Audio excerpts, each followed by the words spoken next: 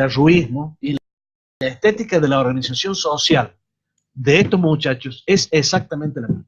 Es más, es la misma estética de organización social que tuvo el alfonsinismo. Gobernó este país 1 año y 4 meses. A partir de ahí... Hasta que su primer ministro de Economía, en marzo, abril, mayo del 85, es desplazado y ingresa Juan Vital Surruil. Y pone el plan primavera. No, el plan primavera viene en el 87. El primero es el plan austral. 86, me parece. El 87 fue. El plan austral es el primer ingreso de la ortodoxia en el gobierno del alfonsinismo. Ya no había más alfonsinismo. El fracaso del plan austral lleva al plan primavera, pero en una situación Eduardo, ¿y quién política, era el ministro anterior a Surruil? Bernardo Grispo. Bernardo Grispo. Grispo tenía una visión de la construcción de la organización política, no voy a decir exactamente igual, pero muy parecida a la que instaló Kirchner con Labaña. Es más, Labaña fue secretario de Comercio de Grispo. ¿Cuál es la visión comercial? Que a ellos les dio resultado. Convengamos que los primeros años del kirchnerismo aparentemente fueron idóneos en los números. No sé si hay opiniones contrarias, ¿no? Pero... Mire lo que le voy a decir. Yo le voy a aclarar otra cosa para que no se malentienda esto desde un lugar en el cual yo supuestamente soy parte. Yo no acepto que se identifique políticamente la situación de la construcción política que hizo Cristina Fernández de Kirchner con la construcción de la situación política de lo que es denominado el kirchnerismo. Son completamente y absolutamente distintas. Bien. Porque la percepción de la realidad política de los dos es absolutamente y completamente distinta. La percepción de Kirchner de la construcción de una estructura política en lo que significa países dependientes como los nuestros pasa por lo siguiente. El peronismo es vertiente y es estructura central. Y abrevan en él posicionamientos políticos de cualquier signo partidario en tanto y en cuanto tengan como síntoma principal la construcción de un proyecto nacional de organización económica. ¿Y social? Por supuesto, usted no puede pensar en la economía si no piensa en lo social, Bien. económico y social. Ella piensa al revés. Ella piensa que la construcción de un proyecto nacional de organización económica y social tiene que hacerse sin el peronismo. Ya empiezan a llegar mensajes en contra, le aviso. Pero no los vamos a... Seguramente. Yo por eso no quiero... No, está bien, pero usted es la vedette hoy acá. O el vedette, si quiere, para que no tenga... Vamos a pactar algo. ¿Sí? Nosotros no los leemos, te aviso. Yo no tengo ningún problema. Yo, a los mensajes, vamos a pactar algo. Mire, hay dos tipos de juicios. Digo juicio como término o sustantivo que equiparo a discurso, a emisión de opiniones. Están los juicios y las opiniones valorativas y los juicios y opiniones sobre datos concretos. Un juicio y una opinión valorativa sería: usted es un muy buen ser humano. Eso es una valoración mía. Seguro. Un juicio y una opinión concreta sería: usted es un ser humano. Por más que hay muchos que piensen que no, yo creo que es una cuestión concreta y objetiva que no se puede discutir. Yo todo lo que vaya a decir acá, va a estar en este marco de juicios. Es decir, aquello que es absoluta y completamente acreditable y comprobable. Lo que sea materia opinable, yo no voy a decir absolutamente nada porque entramos en una discusión que fulano puede decir es blanco oscuro, es blanco claro, no es blanco, sí, es violeta. Cuestión de lógica. Es decir, lo que sea opinable, yo lo respeto y no voy a decirlo absolutamente, no va a formar parte de ninguna opinión mía, lo que no sea fruto de lo que es objetiva y acreditadamente comprobado. Perfecto. Para que usted diga que el proyecto económico de la dictadura, que ni siquiera se animó a hacer lo que hacen estos muchachos, le aclaro, la dictadura no llegó a hacer lo que hacen estos muchachos. Epa. Para aquellos que crean que la dictadura en su organización política, económica y social, que Menem en su organización política y social, sobre todo a la llegada, no tanto de, fíjense lo que le voy a decir, el problema tanto de Menem no es la llegada de Cavallo, sino que la llegada de Carlos Rodríguez, Jorge Ávila y Roque Fernández, que son la máxima expresión del liberalismo ortodoxo, la máxima. El último tramo de la Rúa, el año y pico, cuando entra López Bull, para aquellos que crean que esa es una organización económica y social, que es la que mejor resuelve los problemas de la mayoría, eso es un juicio valorativo, yo lo respeto. Ahora veamos en qué terminó la organización social y económica de ese tipo de estética, con la dictadura, con Menem y con De la Rúa, para que veamos después si es un triunfo o un fracaso para las mayorías.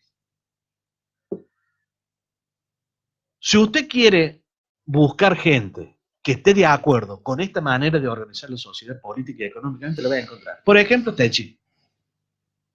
¿Qué necesita Techin? Techin necesita disminuir los costos laborales y que usted gane cada vez menos para que él mejore sus condiciones de competitividad en el exterior. Techin vive del exterior. Entonces, ¿qué sindicato aglutina la mayor cantidad de trabajadores de Techin? Perfecto. ¿Qué es lo que quiere Techin? Techin quiere, vamos a suponer que Eduardo Cunio sea tornero de rectificaciones Antón, que también está en cuadro de la UOC. ¿Qué quiere Techin? Y Techin quiere que Eduardo Cunio disminuya en valores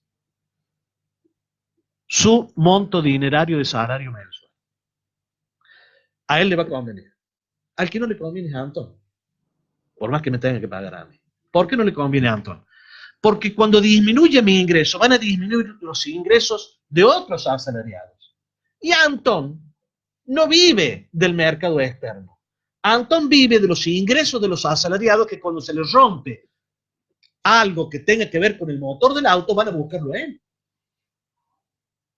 El salario, la cantidad de salario y la capacidad de compra de salario es un dato sobre el cual vivimos todos los que estamos acá. Nosotros no vivimos de techo. No vivimos de una organización económica y social en donde lo beneficia a Techin y nosotros nos beneficiamos con Techin. No es así. ¿Sabe cómo se llamaba el director de política económica del Banco Central en marzo, abril del 81 y el 82? Redactor, ideólogo e implementador de la 1052 y sobre todo de la 1053, que es la nacionalización de los préstamos en dólares adquiridos por empresas multinacionales argentinas desde marzo del 76 hasta ese momento, que fue marzo del 82. ¿Sabe cómo se llamaba? Creo que Cavallo. No. ¿Quién? Cavallo era el presidente del Banco Central. Se llamaba Carlos Román Alberto Melconian, alias el armenio. El actual... Este mismo muchacho que está ahora y que el 16 o 17 de diciembre del 2015, 16 o 17 de diciembre del 2015, yo lo he visto en la televisión, pero me imagino que debe estar en YouTube, dijo: Argentina tiene que ir a un salario básico de $400. Es decir, a plata de hoy, 10.000 pesos. 10.000 pesos. A eso es lo que tiene que llevar un ministro de Economía, los ingresos en este país. No es casualidad que lo diga en este gobierno, como tampoco fue casualidad que fuera el principal operador de las empresas multinacionales que nos permitieron, gracias a esa propuesta de Carlos Melconian, aceptada por Cavallo en el Banco Central, que nosotros nos hiciéramos cargo, como sociedad, de todas las deudas contraídas por las empresas multinacionales con los bancos internacionales en dólares. Una de las más beneficiadas tiene nombre y apellido: SOCMA, Sociedad Macri, pero no es la única. Pérez Compán, en ese momento Loma Negra, Bridas, hay 7 u 8. Entonces... ¿Te puedo interrumpir para ir redondeando? Y veo que vas avanzando en la temática del tiempo para llegar al final. Porque pasa siempre lo mismo. No es nada nuevo, ni es nada asombroso, ni es nada original la manera en que están organizando y la que se han venido a organizar. No es nada. La sociedad hoy lo permite. Ha vuelto a aparecer Domingo Felipe Cavallo. Sí, señor. Bueno, sí, lo he escuchado. Pero muchas veces escuchamos, Cavallo hace 2 meses que está allá en la rueda. No es casualidad. No es casualidad. tuvo una reunión hace 50 o 60 días a solas con Macri, que él la desmintió y Caballo a los 24 horas se lo sacó en el blog diciendo, tuve tal día, tal hora, nos reunimos tantos minutos, tomamos tanto café, comimos tantos sándwiches. ¿Qué es lo que dice Caballo? Dice algo que va en contra, lógicamente en contra del discurso oficial. ¿Qué dice Caballo? El problema no son los últimos 12 años, el problema son los últimos 4 años. Está. Entonces uno... 4 años, incluyendo los 2 años y medio de... de Cristina. No, él dice que el problema son los últimos 4 años de Cristina. De Cristina. De Cristina. Dice que el problema son los últimos 4 años de Cristina. Entonces dice, ¿por qué? Y porque anteriormente hubo una organización económica en la cual había que modificarle 4 o 5 cosas, pero que estaba dentro de los parámetros y le había permitido, no se olvide. De ahí el planteo de Kirchner sí, Cristina no, ¿qué estabas haciendo? No se olvide, usted tiene más formación económica que nosotros, no se olvide que el principal asesor de Néstor Carlos Kirchner era Aldo Ferrer. Aldo Ferrer fue ministro de Economía de la ANUCE. Nadie lo puede acusar a Aldo Ferrer ni de ser izquierdista, ni ruso, ni cosas ni nada que se le parezca. Ni nada que se le parezca. Fue economista de la época más floreciente de todas las dictaduras habidas y por haber, que fue de la ANUCE. Fue el anucismo. Era un capitalista de derecha, pero con un perfil nacional. Eso era Aldo Ferrer. Ahora, cuando Caballo dice esto, que convengamos que no lo debe decir el cohete, uno piensa, a ver, ¿quiénes fueron ministros de Economía de Kirchner? Lustó, sí. Lustó fue ministro de Economía de Kirchner.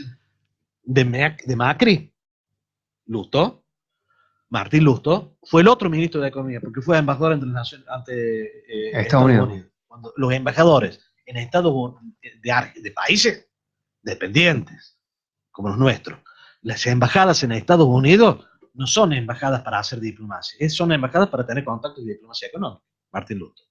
¿Quién fue otro ministro de Economía de Kirchner? A ver, Alfonso Prat Gay. Fue el primer ministro de Economía de Macri. ¿Quién fue el director de la política económica tributaria de Kirchner? Que dejó de serlo cuando Kirchner se fue de este mundo. Alberto Abad.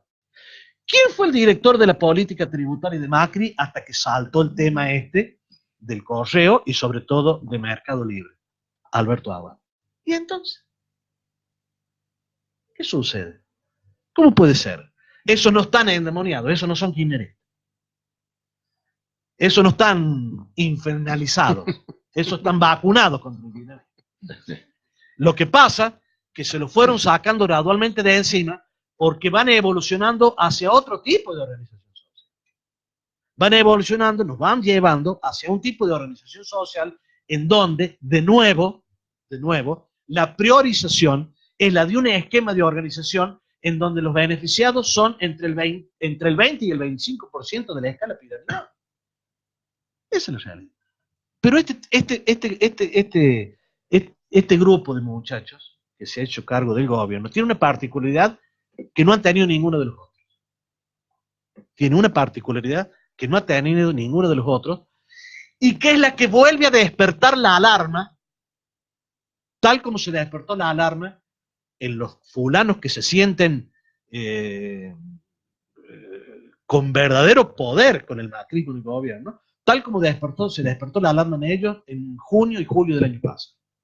¿Cuál es la característica que tienen estos muchachos que no han tenido los otros? Están de los dos lados del mostrador. ¿Cómo es eso? Están de los dos lados del mostrador. Mire, hasta este momento, todas las organizaciones sociales o las organizaciones de política con verdadera influencia social tenían cuestiones que muchas veces podemos denominarlo lo que significa, en algunos momentos se le identificó un pago de peaje, un porcentaje.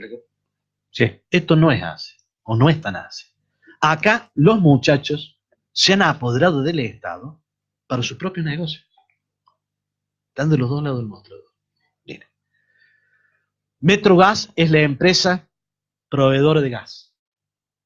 Cuando se aumentaron las tarifas de gas en marzo del 2016, el presidente del Enargas, que es el encargado de controlar a Metrogas, dijo, no hace falta audiencia pública, está previsto en la ley nacional, aprobada hasta por Graciela Fernández de Mejía. ¿Sabe por qué lo dijo? Porque él venía de ser hasta 22, 23 días antes presidente de Metrogas. 22 o 23 días después era el encargado de controlar el aumento de la tarifa. Pero había algo más, hubo después algo más grave. Eduardo, con todo lo que decís, el pueblo argentino jamás elevó su voz de protesta contra todo esto. Yo no voy a decir nada, y al que yo desafío públicamente, a cualquiera que entienda que yo estoy equivocado con estos datos de hoy, y elijamos el lugar público para demostrar si yo estoy equivocado, si estoy acertado. 8 meses después. Sí, a lo que voy, sí, termina la redonda. No, le quiero dar 4 o 5 ejemplos de lo que significa estar de los dos lados del otro. 8 meses después, porque mire, Cristóbal López cambia de nombre. ¿Cómo es eso? Cambia de nombre. El poder político de turno siempre tiene un muchacho al cual se beneficia. ¿Sabe? Con Alfonsín se benefició Yabran. El verdadero responsable de entregarle a Yabran Interbaile y Alcadaza en el año 86-87 fue el Alfonsín. Después él volvió a hacer negocios con que venían, porque él hacía negocios con los que estaban. Fundamentalmente con Riojano, con Menem. Por supuesto, le prometió poner 100 millones de pesos para financiar la salida de la modificación de la Constitución y le costó 113. 100 lo puso él. Uno de los Cristóbal López de Macri se llama Gerardo Mindrin, que es el dueño del grupo Pampa Energía. ¿Qué es lo que ha dicho Mindrin hace 8 o 10 días en la discusión por las tarifas, supuestamente por las tarifas? Ha dicho, las tarifas van a seguir aumentando, acá si no hay utilidad no hay nada. ¿Sabe por qué lo dice? Porque él es dueño de ahora, en el último año y 4 meses, de Edenor, Edesur y Metrogas. Kirchner, el gobierno anterior, tenía un acuerdo con Bolivia por el cual compraba a $3 con 18 centavos de dólar el millón de BTU, que es la compra, es la unidad de medida del gas natural. Macri tiró por abajo ese convenio y comenzó a comprarle a Chile, que no produce gas, el millón de BTU a $4.60. ¿Y si no lo produce, de dónde lo trae? ¿Y cómo hace eso? ¿Viene de Bolivia? ¿Bolivia, Chile? No, lo traen por barco de la luna. 4,30. ¿Escuché? Sí. Primer situación. $1 con 12 centavos de diferencia. Esto lo sabe cualquiera. Hay 8 compras hechas desde fines de enero del 2016 hasta agosto, septiembre del 2017, 8 compras hechas. Están publicadas todas en el boletín oficial, así que aquel que quiera discutir, vemos el boletín oficial. 8 compras hechas por Aranguren a las trade de Shell. ¿Saben lo que son las trade de Shell? Las trade de Shell son los operadores mayoristas que dependen de Shell. Compras en volumen, por volumen más que compras mayoristas de combustible, del cual él tiene el 5%. Él tiene el 5%. Tenía. ¿Sabe por qué tenía? Porque vio que Shell vendió. No, él se fue de Shell. No. Shell vendió sus activos en Argentina, Ajá. que son la venta de nafta al consumidor. ¿Sabe por qué? Para concentrarse en la compra de la explotación de vaca muerta. Se quedaron con el 35% de vaca muerta. Eduardo, ¿y ese 5% de Aranguren era una cifra significativa? Y el 5% de Shell en la Argentina me parece que no tiene que ser una cuestión menor. Por eso digo. Pero además, aunque no sea una cifra significativa, él venía de ser presidente de Shell. Sí. Lo menos que tendría que haber hecho es para salvar la ropa y para que un sonso como yo no le diga, muchacho, no estarás beneficiando lo tuyo. Tendría que haber... Seguro. Bueno, pero no, lo menos que tendría que haber hecho es decirle a Macri, mire, presidente, no puedo ser ministro de Energía porque es parte de... Bueno. Sogma era dueña de autopistas de Buenos Aires, porque cuando los muchachos armaron el negocio con Menem, se quedaron con el negocio. Si Menem se fue, el negocio siguió. El negocio siguió. ¿Con qué se quedaron ellos? Con Autopista de Buenos Aires. Autopista de Buen Aire, que es la que tiene el 80 y el 90%, 95%, dicen algunos, de todos los peajes de la ruta de la provincia de Buenos Aires con acceso a capital, para que se den una idea de lo que es, quedaron en manos del Grupo Soma. Y que facturan algo, ¿no? ¿Qué pasó?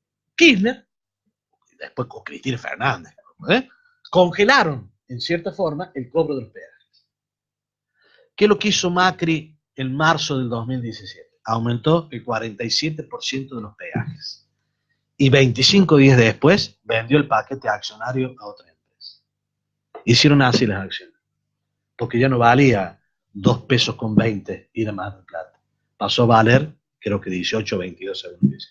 Eduardo, para ir redondeando, te quiero hacer una pregunta. ¿Sabe cuál es mi querido marcador de punta izquierdo de 6º grado de la escuela normal? ¿Sabe cuál es el dato que más y mejor muestra de que hay un sector del capitalismo que quiere sacarse de encima a Macri lo más rápido posible por temor a perder el negocio? Perdón, dijiste el capitalismo, ¿no? O sea, dentro de sus mismos... De sus mismos. Ajá. La tapa de noticias. Uh-huh. ¿Te has visto la tapa de noticias la semana pasada? No. Mira la tapa de noticias de la semana pasada. La tapa de noticias de la semana pasada tiene una foto de las que hace Revista Noticias, ¿no es cierto? Sí, sí, sí. En donde aparece Macri entregando el bastón de mando a Vidal. Este es el mismo rumor, usted sabe que hay cuestiones como de Alfonsín. No. ¿Anticipadamente o luego de las elecciones? No, de las elecciones, como una manera de reemplazar. Es decir, los muchachos que están en esto están viendo que los muchachos están haciendo negocios de los monedas. Sí, sí, y que Macri ya se está desgastando demasiado. Se están desgastando. No vaya a ser que vuelva de nuevo la negrada y nos lleve el asado. No, cambiemos de asador. En junio, pero el país solo. No, ¿sabe por qué? ¿Sabe por qué no va a volver la Indiada por ahora? Porque no tiene conductor. El peronismo está acéfalo. El peronismo no tiene conducción. Está fracturado y fraccionado en 6, 7 u 8 sectores, en el cual algunos de esos sectores tienen un comportamiento desunificador que termina siendo fortalecedor de la propuesta o del mantenimiento de la situación política del Macri. El macrismo se mantiene por 2 cuestiones. Primero y centralmente, por la imposibilidad del peronismo de unificar su discurso político. Se pusieron de acuerdo, a pesar de ello, y pulverizaron la política tarifa. A pesar de ello, se pusieron de acuerdo y pulverizaron la política tarifa. Hoy salió Macri. No. Bueno, hoy salió Macri. Salió Macri a pedir, por favor, que no. Vuelve a sacar el fantasma de, miren, que esto, si ustedes hacen, él tiene como única alternativa para funcionar hacia afuera la presencia y la existencia de Cristina Fernández de Kirchner, endemoniada por razones propias y por razones que le viene muy bien muy bien. La imposibilidad de que el peronismo consiga un candidato real y serio, permite el mantenimiento del macrismo. Porque pasa a ser líder del poder. En este momento de la sociedad, desde hace mucho tiempo, desde hace muchos años, por lo menos una década y media, 2, el poder pasa a ser un elemento de liderazgo central. Kirchner ganó con el 22% de los votos. Señor. Y se sentó en el poder y se acabó la historia. No fue Menem en la segunda vuelta porque sabía y que se acabó la historia. Y todavía no había conseguido los resultados. Te hago una pregunta, Eduardo. Sobre la base de todo lo que has desarrollado en el contexto histórico y para llegar a la situación actual. Si con la señora Cristina, como vos dijiste, veníamos hacia un descalabro y que era la antípoda de lo que era Néstor. No, yo no digo que era un descalabro. Interpreté que era eso, que con Néstor, estabas desarrollando eso y te interrumpimos. Ella tiene una visión de la presencia, del funcionamiento y del rol del peronismo en la construcción de una alternativa de poder en países como los nuestros, que son periféricos y dependientes, distinto del que tenía Néstor. Ella se enfrentó con todo el peronismo. Mire, gobernaba Obey, un compañero histórico del peronismo en Santa Fe. Ella eligió lo eligió a Wiener porque le pareció que Wiener iba a garantizar mejor el proyecto transversal que ella estaba armando que Oberg. Wiener de Destrucción Socialista. Sí. Se fue a Santa Fe. Ella entendió que De la Sota era un problema para la construcción de una alternativa de poder transversal y lo colocó a Córdoba en su totalidad fuera de lo que significaba la política de asociacionismo con respecto a Córdoba y el proyecto nacional. Ella desconfió y no aceptó nunca jamás la presencia electoral de Scioli. Y desde el mismo momento que supo que no podía impedir que Scioli fuera su sucesor, porque no podía ser ella su propia sucesora, comenzó una política de desgaste total, completa y absoluta y diaria. Si hubiera estado vivo Néstor Carlos Kirchner, nada de esto hubiera sucedido. Absolutamente nada. El análisis que desde ese quiero, punto de vista, desde ese punto de vista, le digo que la visión de los dos con respecto a la construcción, mejor dicho, no a la construcción, sí, al rol del peronismo en la construcción de un modelo, son bastante diferentes. En honor a la verdad a ella, en el último periodo... Hay quienes dicen que no es peronista. Bueno, está bien, habrá que definir antes qué es lo que es peronismo. Está bien. No sé. Te sigo haciendo el análisis de la pregunta. Sobre la base de lo que fue, sobre la base de lo que es, y basado en hechos concretos, para que no hagamos juicio de valores hipotéticos, por eso, pero basado en esos, en los acontecimientos históricos que vos has brindado, ¿qué viene? ¿Por dónde vamos? Mire, ¿cómo encaramos este laberinto? Mario.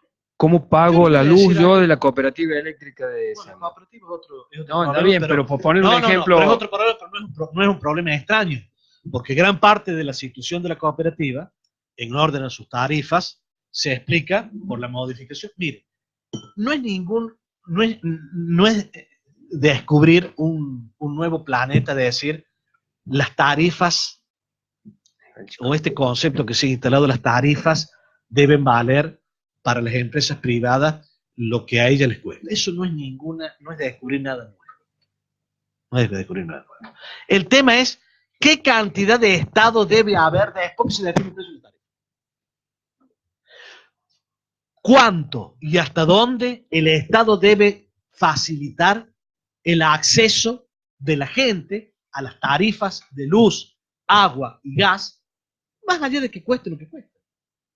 Eso significa definir y decidir qué cantidad de Estado debe haber en una organización. Hoy por hoy plantean que nada. Bueno, pero es que con nada, que no ha sido nunca, ni siquiera la dictadura, ni Menem se atrevió a una cosa así. Evidentemente que a la organización social le va a ser muy difícil sostenerse. Va a ser muy difícil sostener. Muy difícil sostener. Iba a decir un compatriota suyo, pero no lo es, y no se lo digo para alegarlo a usted, pero una pizzería muy cerquita de mi casa paga 5.800 pesos por mes de luz de promedio. 5.800, no quiero decir lo que paga de gas. Entonces... No es sustentable eso. Estos muchachos tienen... Mire, usted, yo le dije que no es, porque ¿sabe lo que sucede? Usted pone un canal de televisión y ve un programa, y el programa convoca a gente que tenga que ver con la línea editorial del programa. Entonces, tengo un combate con mi mujer todas las santas noches, porque ve todos los programas habidos y por haber que tengan material político desde las 9 menos cuarto, 9 de la noche hasta las 2 de la mañana. Se lo juro por mis 3 hijos. Entonces usted cambia a otro canal y ese otro canal, por ejemplo, TN convoca a su piso a gente que forme parte de la editorial de TN. CN5 convoca a su piso. ¿Usted sabe por qué es eso? Acláramelo. No se lo voy a aclarar. A mí me llamó la atención, aunque uno lo venía percibiendo. En un momento después que pasó el vendaval electoral y Clarín decidió abandonar el periodismo de guerra que falsear la verdad porque tenía una propuesta interesada, trataron de volver a lo que sería un periodismo, es decir, no abandonar la línea, pero bueno, vamos a darle tribuna a aquellos que piensen de una manera distinta a esta línea editorial. Los televidentes comenzaron a manifestarse en las redes sociales de que no estaban de acuerdo, de que a los programas de TN vaya gente que no forme parte de la línea antikirchnerista, y lo mismo le pasó a CN5. Cada uno quería seguir con su línea. El propio televidente quiere escuchar lo que él piensa. No quiere escuchar una voz contraria a lo que él piensa. No le interesa el debate. No le interesa el debate. No quiere sacar la conclusión de la verdad. No le interesa. O sea que es un problema sociológico, cultural del país. Es un problema sociológico del momento. Y bueno, pero el problema sociológico tiene una base cultural. Bueno, seguramente que sí, pero es un problema de instalación. Y CN5 lo mismo, ¿eh? O sea que vos me estás diciendo que tardaremos 50 años si es que empezamos a hacer un cambio hoy. Sí. Por eso, ¿qué le quiero decir? ¿Sabe por qué le digo esto? Para decirle ahora lo siguiente. ¿Sabe lo que quiero yo de Macri? Que a Macri le vaya muy bien. No a él, que ya le ha ido... Y ya demasiado bien. Ya le voy a dar otro dato Sí. para que usted vea. Epa. Que le vaya muy bien en la organización social de la distribución de lo que significa las utilidades de este aparato económico que es Argentina. Porque si a él le va bien en el sentido que yo digo, a mí me tiene que ir bien. Y si a mí me va bien, y a mis hijos les tiene que ir mejor. Eduardo, Yo tengo la misma edad que usted, no, Marito, pero 56 poniéndote años. la mano en el corazón, ¿vos crees que va a No, ser así? no, pero le quiero decir que no lo que digo no lo digo como los televidentes de TN5 o como los televidentes de CN5 que no quieren escuchar nada distinto de lo que ellos piensan. A mí no me interesa, me tiene totalmente sin cuidado. He vivido y atravesado casi 35, 40 años, desde que tengo 56 años, desde los 16, 17 años que vengo escuchando y viendo los pros y los contras, las prebendas y las no prebendas, las idas y las vueltas de las distintas organizaciones económicas. Todas las he visto, por lo menos desde el 24 de marzo del 76 hasta ahora. Yo lo que quiero realmente es que a este muchacho le vaya bien.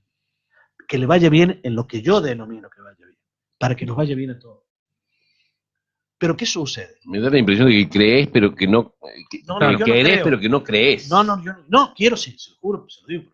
Querés, pero no crees, por eso te digo. Sinceramente. No, lo que él me da la impresión de que ahora viene la otra parte de la pregunta encadenada es donde no lo va a lograr. Pero es que es Según imposible. Es decir, ¿cuándo usted ha visto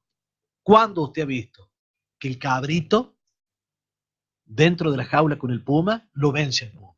¿Cuándo lo ha visto? Yo no lo he visto jamás. No lo he visto. Puedo decir que las multinacionales son muy fuertes en el país para que no hace falta, el problema no es multinacionales, el problema sigue siendo la organización económica y social de una manera de distribuir y de crecer y de una manera de repartir, a los cuales estos muchachos no les sirven. ¿Con qué vienen siempre estos muchachos? Vienen con lo siguiente. Le dan beneficio, por ejemplo, de Melconian. Ganan mucho los asalariados. O lo del actual presidente del Banco Nación, González Fraga, que pudo ser ministro de Economía. Los kirchneristas, los peronistas los engañaron a ustedes empleados. Ustedes no pueden vivir como viven. Ustedes viven demasiado bien para ser empleados, no pueden vivir como viven. No lo digo yo, lo dijo González Fraga. Y nadie le dijo nada. Qué pedazo de... Y nadie le dijo nada. Mientras tanto, mientras decía esto, los muchachos sacaron una ley de blanqueo. Muy rápido lo hicieron. ¿Por qué lo hacen rápido? Porque hay una teoría sociológica en materia política y electoral que dice que los 100 primeros días de gobierno del que gana puede hacer cualquier cosa. Pero vio como dicen algunos, en los primeros 15 minutos, 10 minutos, si tenés que quebrar al volante izquierdo de los otros, quebrarlo, porque antes de los 10 minutos los árbitros no echan a nadie. Estos muchachos, ¿qué hicieron en los 100 días? Hicieron una ley de blanqueo de capital. Blanquearon. Que por ahí salta que se han beneficiado algunos de los... 146.800 millones de dólares. Blanquearon 146.800 millones de dólares. Primer problema del blanqueo. Exigía solo 60 días y una constancia, como si fuera un pagaré, del banco donde estaban depositados, que Mario Hernández Carran tenía ese dinero depositado. Llevar ese pagaré a la dependencia del Banco Central, sostenerlo durante 60 días, y al día 61 estaba blanqueado a costo cero. A costo cero. Eso es la gravedad. ¿Me escuchan lo que le digo? A costo cero, toda la plata que usted hubiera blanqueado, que es plata robada, es plata ilegal. El blanqueo es el nombre, el adjetivo que utilizan estos muchachos para legitimar dinero que es fruto de evasiones impositivas, de evasiones previsionales o de corrupción en la administración pública. 146.800 millones de dólares. ¿Qué le dijo la Unión Cívica Radical dentro del debate del Congreso? Dijeron, bueno, como no lo podían evitar, dijeron, bueno, vamos a hacerlo. Pero vamos a hacer dos cosas. Primero, que los muchachos que hayan tenido negocios y hayan sido Partícipe. Sí, que hayan sido beneficiados por licitaciones, vayan también adentro. ¿Por qué? Porque la Unión Cívica Radical también tiene sus muchachos, pero con una condición. Ningún miembro del gobierno hasta el 4º grado de consanguinidad puede blanquear. Perfecto. Aprobaron la ley. Media hora después que aprobaron la ley, Macri sacó un decreto en donde permitía hasta el 4º grado de consanguinidad el blanqueo. Su hermano blanqueó, solo él, 43 millones de dólares. ¿Vio lo que pasó hoy? ¿En relación? Sideco, que es la máxima constructora del grupo Sogma y una de las 4 grandes constructoras históricas de América Latina, se presenta en quiebra por vaciamiento. Impresid, Sideco. La otra es IEXA, Sí. que era al comienzo del gobierno, en la distribución que hicieron de la división del grupo Sogma, quedó a cargo de Ángelo Calcaterra Macri. ¿Qué pasó? IEXA es la principal beneficiaria de la obra pública en la ciudad de Buenos Aires. Sí, el soterramiento ahí en... No, el soterramiento es otro escándalo que pagamos todos nosotros, pobres pelotudos que no tenemos cómo llegar a la pintada, y le pagamos a los porteños 70.000 millones de pesos para el soterramiento del Sarmiento. No se animó ninguno a hacerlo. Él lo hizo de nuevo en esos 100 días. Pero el máximo acreedor de obra pública era IEXA. Pero IEXA tenía un problema, que una de las deudas más grandes, de las acreencias más grandes que tenía con el Estado, 1.576 millones de dólares, lo era en sociedad con Cristóbal López. IEXA era la socia de Cristóbal López en las obras de la ciudad, que también estaba Cristóbal López, y en las obras de la nación. ¿Qué sucedió 6 meses después? El primo Ángelo desapareció del escenario, vendió IEXA, ¿a quién? De nuevo a Gerardo Mindre, este muchacho suertudo que anda caminando de noche y se encuentra en cada esquina con un negocio millonario. Y de esta manera todavía hay boludos que creen que Macri viene a resolver el problema de tipos como nosotros.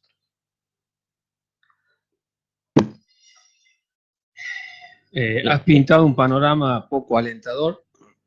Has marcado, como vos decís, basado en documentación, no estás inventando nada, ¿no?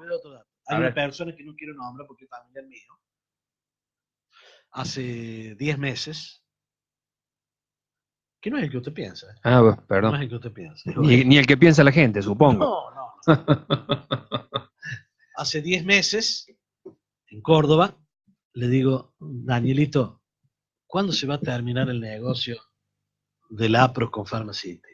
Que es el negocio de Quintana. En ese momento, hace 10, 11, esto va a ser en agosto, entre julio y septiembre. En ese momento, ¿qué decía Quintana? Que no tenía absolutamente nada que ver con Pharmacity. Que se había desprendido de Pharmacity 60 días antes de asumir como funcionario de Macri. Pero digo, si vos tenés información real, lo sé yo, como no lo van a saber. No, me dice. Acá vienen los ministros nacionales a pedir nada más que los remedios. ¿Sabes lo que era para comprar los remedios, no? Bueno, pasen por Pharmacity. En marzo de este año, Eduardo Casal, procurador general de la Corte, sacó un dictamen favorable con respecto a la situación accionaria de Pharmacity. 48 horas después, Quintana, Mario, dijo: yo soy propietario de Pharmacity y Pharmacity está a la venta, porque las acciones de Pharmacity habían trepado hasta el cielo raso. ¿Sabe por qué? Porque el dictamen de la Corte estaba en relación con las posibilidades legales de Pharmacity de ingresar al territorio bonaerense, que es el otro país. Entonces, muchachos. Bueno. Tito, usted no ha hecho ninguna pregunta. Hay que dejarlo nomás, doctor. Hay que dejarlo hablar. Ahí sale Caputo, realmente, juro por Dios, hay veces que creen. Sí, pero estos muchachos, porque usted sabe que los políticos desarrollan un aspecto psicológico, que es el de creerse lo que ellos dicen. Es una patología. Ellos creen que lo que ellos dicen es realidad a partir del hecho que lo dicen ellos. Entonces, va Caputo y dice: tener un offshore es como tener una alcancía. Las offshore. Lo dijo Caputo así, de tal cual, la verdad que no lo había escuchado. Vea usted la explicación que da en el Congreso y va a ver. Busque en Google y va a ver. Yo lo vi en directo. Tener una offshore no es grave. Lo grave es tenerla y no declararla. Porque tener una offshore es como tener una alcancía. No. Las offshore no están aceptadas en ninguna legislación. Es más, el Vaticano la semana pasada ha dicho que el peor de los pecados de los que tienen plata es tener un offshore. ¿Por qué? Porque offshore significa fuera del sistema. Usted no tiene un offshore como si tuviera una libreta, como cuando éramos chiquitos que ahorrábamos con estampilla. Usted tiene un offshore que solo le permiten los paraísos tributarios. Vaya a tener un offshore en Argentina, no puede tener. Solo la offshore es una agrupación jurídica en un país en donde la legislación tributaria no existe. Los llamamos paraísos fiscales. No existe la legislación. Entonces usted puede tener en eso offshore, que es un paquete accionario, puede tener con una cuenta abierta y una caja, una caja de ahorro en ese banco, puede tener un helicóptero, puede tener el escudo de defensores, la camiseta de defensores con el número 2, que es el manto sagrado, puede tener 540 millones de dólares, puede tener lo que quiera, a nadie le importa. ¿Cómo debe ser eso? Estos muchachos están llenos de offshore. Tuvo que pelearse. ¿Sabe por qué se va Abad? Abad, el de AFIP. Además de esto, ¿sabe por qué se va? Se va porque lo acusan a él de haber filtrado, que aparte es secreto, no sé por qué tiene que ser secreto, que no sepamos quiénes son los muchachos que se quedaron con 146.800 millones de dólares. El blanqueo, sí. Uno no puede ni comprar un paquete de caramelo en el negro Bonel, porque si lo compra con una tarjeta, la AFIP ya se entera a los 10 minutos. Entonces lo acusan de eso. Gracias a eso nos enteramos, porque lo de Gianfranco Macri se sabía, lo que quieren saber lo sabía de eso. Nos enteramos que Duhovne sigue manteniendo un offshore y que blanqueó en ese operativo de blanqueo 22 millones y los volvió a retirar. Por eso hoy se los recrimina de nuevo. Hoy la gente del campo le dice: si usted nos va a exigir a nosotros un esfuerzo, haga usted un esfuerzo y traiga la plata. Todos tienen offshore de dinero no registrado y no reconocido en el sistema tributario nacional y en ningún lugar del sistema tributario mundial. La clase dirigente política dice una cosa y hace otra. ¿Ah? Mire, sabíamos que nosotros, mi mamá era sumamente radical, ¿no? Entonces hay veces que sabíamos estar conversando en el lugar donde yo trabajo con Mario Quevedo y toda una sarta que sabe venir a conocer política y hacer cosas. Entonces mi mamá por ahí de vez en cuando pasaba, nos escuchaba y venía y le decía a Marito Quevedo. Sí. Marito, le decía: nosotros estamos como estamos porque somos como somos. Sí. Sencillo. Es así. Entonces, a partir de eso, como esto no va a modificar ni cambiar, yo lo único que hago es rogar, pero rogar en serio, más allá de que uno tenga situaciones objetivas de análisis que tiene que decir, bueno, si tiene 4 patas y mueve la cola cuando uno lo llama, hace guau guau y se llama Tom, tiene que ser un perro. No puede ser una heladera, como me dicen. Tiene que ser un perro. Porque todas las veces que he tenido 4 patas, que ha hecho guau guau, que ha movido la cola y que se llama Tom, las veces anteriores ha terminado siendo un perro. ¿Por qué va a ser distinto? Eduardo, Muy se nos elocuente. está acabando el tiempo. Eduardo, Mario, te vos me te decías quería preguntar a nivel me local, decías yo, que- alguna me decías bocadillo. que no había preguntado. Y yo hice la pregunta, él dijo que no iba a hablar de política y sin embargo necesitamos 3 días O más. o más para que siga hablando. Sí, Eduardo, un bocadillo de lo que acontece a nivel local, ¿cómo lo ves al tema local? ¿Cómo ves esta divergencia de situaciones que se presentan en vistas a las próximas elecciones? Tanta cantidad de gente que se está presentando ya como... Sí, sí, hay muchos, por lo menos, tras bambalinas, todavía no posicionados. Dolores tiene un sitio, Dolores, la provincia y tal vez la nación, pero en Dolores, en las zonas donde uno tiene una relación de otro tipo, advierte que las construcciones políticas son monárquicas, no son republicanas, son monárquicas. ¿Por qué monárquicas? Porque la manera de resolver las incorporaciones y las desincorporaciones y la distribución de las funciones de los roles, y los roles para cada uno, está hecho con el criterio de la monarquía. La reina tenía posibilidad de hacer cosas porque era la esposa del rey, no porque pudiera o tuviera consenso o capacidad para hacerlo. El rey decía su corte, que funcionaba diciéndole al rey lo que el rey quería escuchar. Así funcionan ciertas y determinadas construcciones políticas en lugares como los nuestros. El rey decidía su heredero y su continuador. No era el que lograba el consenso en el resto del pueblo, o el que los nobles consiguen imponerle. No, era decisión del soberano. El primer hijo varón. Y si no había primer hijo varón, era la primer hija. Los sistemas políticos de las distintas agrupaciones en lugares como los nuestros funcionan en cierta forma como una monarquía sin que haya monarca de sangre azul. ¿Volverá el rey a decidir monárquicamente? Yo le doy un ejemplo. Si Gloria Pereira no fuera hija de Juan Manuel Enrique Pereira, no sería intendente. Evidentemente. No sería intendente. Ella no tiene ni consenso. No tenía. No tenía consenso. No tenía trayectoria militante, ni tenía fortaleza dirigencial para tener peso por sí misma, más allá de la voluntad del monarca. El monarca decidió que fuera su heredera monárquica. Y así, y no cree que es una cuestión que sucede solo en ese espacio político. En el espacio político que está al frente, que puede llamarse Unión por Córdoba, o Agrupación Lealtad, o como quieran denominarla, la situación del entramado y la situación de la construcción es exactamente la misma. Por ejemplo, si los concejales no tuvieran la relación con Clavero, no serían concejales. Porque Oscar Félix González dejó o deslindó en la persona de Hugo Roberto Clavero la construcción y el mantenimiento de una situación política durante 10 o 12 años.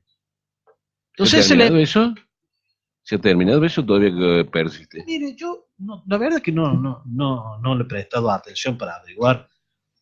Hace una semana, 10 días, me dijeron eso era así, doctor, dice, porque ahora Clavero quiere enfrentarlo a Oscar González. Bueno, yo he escuchado esto, pero ya de este calibre no voy a seguir escuchando.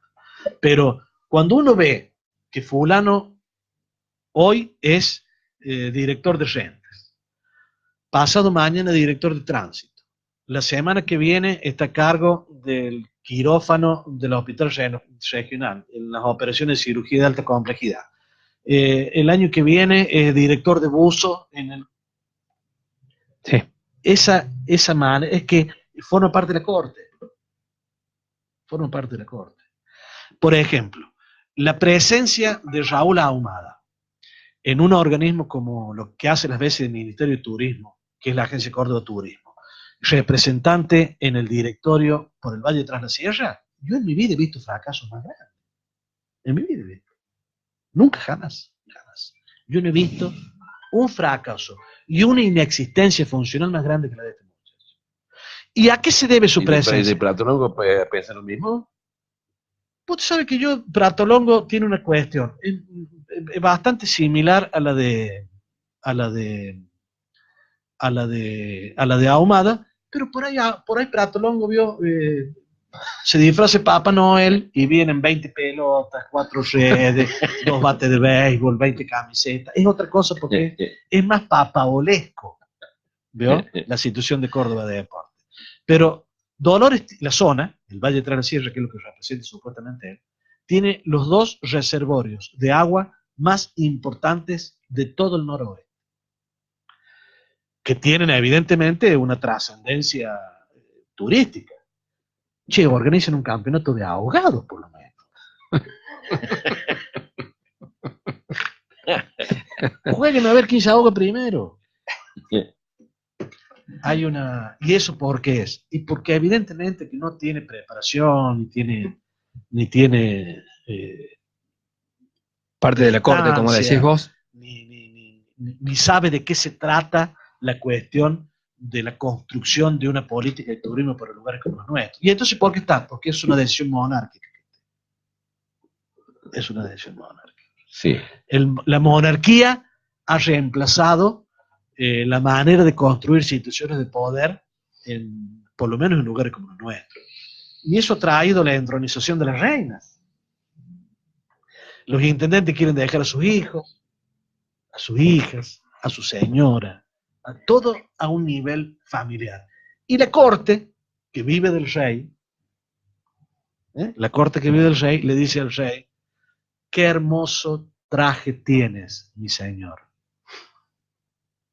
Qué divino es tu calzado. Y el rey está desnudo y descalzo. Pero así vivimos. Eduardo, se nos acabó el tiempo. Verdaderamente un gusto, y como dijo Tito, necesitamos 3 o más programas para seguir charlando con vos. Necesitas hidratarte, la verdad que ha sido... no te olvides que está filmado esto, por si querés verlo. YouTube y Facebook de la radio. Yo cuestiones valorativas, ¿no? Porque cada uno puede valorativamente tener una opinión desde otros valores distintos. De otros valores en el sentido. Muy jurídico lo tuyo, te basas todo. ¿No? Estos son juicios, son opiniones concretas. Cuando alguien que haya escuchado o vea esto en un momento entienda que algunos de los datos que yo he dado no son reales, lo debatimos. Yo no tengo ningún problema. No, gracias a auspiciante que tenemos nosotros aquí, que vamos a hacerte entrega de una pequeña atención. La gente de Rojo Malbec, un vinito para que disfrutes esta noche y, bueno, no tomes tanta agua como has tomado, sino que por ahí tomes un vinito a la noche y disfrutes en la cena. Si nos invitas, no le eches soda, es un vino lindo para tomarlo con soda, no me hagas eso. Mire, Miguel Brasco, sí, que ya falleció, sí, pero era uno de los enólogos y sommelier vivos en ese momento más grande que había en América Latina, decía que la mejor mezcla que puede tener el vino es con soda y con soda de sifón. ¿Me escuchas? Miguel Brasco, con soda de sifón, lo he escuchado yo de decirlo en la última clase de sommelier que dio en el patio. Ya lo había leído. Pero él dice que la soda de sifón le da un impacto al vino tinto, que lo convierte en una bebida y en una combinación para él insuperable con soda. Y dice algo más: tómelo al vino tinto fresco. Son todas mentiras de eso, que hay que tomarlo a temperatura ambiente. Porque la temperatura ambiente, los sonsos nunca aclaran que la temperatura ambiente del sótano, 14 grados. Entonces yo lo escuchaba a este hombre que ha comido y tomado de lo mejor. Le digo, sí, el vino con soda, como dice José Romero, un 70-30. Me han dicho que está para el maratón ya, José, ¿no? 2/3 de vino y 3 disparos de soda de sifón y soda de sifón de Tras la Sierra, que genera una adicción para el cual la humanidad no ha descubierto todavía Bueno, ningún muy bien. remedio. Bueno, muchísimas gracias, Eduardo, de haber compartido. Me quedaron muchas cosas. Gracias. Quería hablar del aborto, quería hablar un montón de cosas, pero bueno, indudablemente te vamos a tener que volver a molestar y vas a tener que pasar por producción para organizar tu caché, porque nosotros escapa ese manejo del tema pecuario. Sí. Que pago en cheque y no en efectivo, no hay ningún problema. De alguna forma. Tengo cuenta corriente, así que voy y lo deposito. Bueno, para que no te sientas triste, anda llevando el vinito por de pronto. Si algo es algo. Tito, muchas gracias. No, al contrario. Gracias a la gente del gusto, área y seguramente técnica. vamos a estar en otra oportunidad con Eduardo Adrián. Seguramente. Gracias a la gente técnica, gracias a ustedes por habernos escuchado del otro lado. Y como les digo, esto está grabado en Facebook y creo que va a estar en YouTube también por si lo quieren analizar, ver. E incluso mañana nosotros lo hablaremos en Opíparo Oficial a partir de las 17:30, que los vamos a estar esperando si Dios quiere. Gracias, Eduardo. Muy amable. Gracias a todos. Chau.